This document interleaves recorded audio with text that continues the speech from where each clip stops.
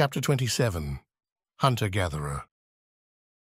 The ordeal with the eagle and his fall back to Earth left Shadrach Vogel bruised and unconscious for the entire night and half the next day. Something stirred in the dark recesses of his damaged mind, and he awoke with a jolt.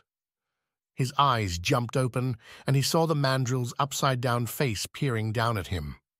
She blinked and tipped her head to the side inquisitively.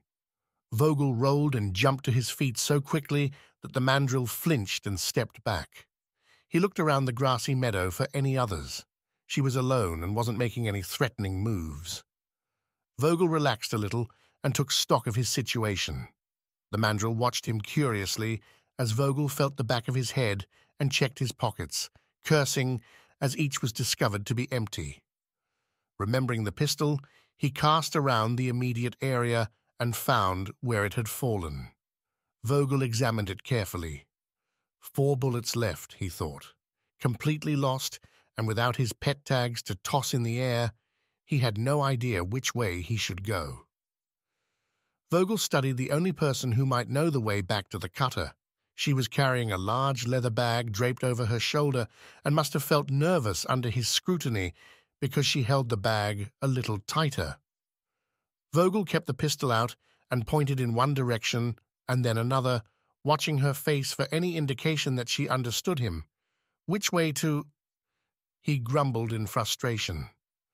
Vogel couldn't imagine how to describe the cutter, so he patted his chest instead. Like me. Others like me? Which way? Said Vogel, pointing slowly in each of 4 directions. She showed no reaction to this at first, but realized in a flash what he wanted and pointed to a break in the trees behind her. Vogel was about to head off in that direction when his stomach growled. He pointed off to his right, never taking his eyes off her, and asked, "Are you sure it's not this way?" As soon as she turned her head to point once again at the trail behind her, he lunged forward and grabbed her face with his bare hand. She collapsed in a heap.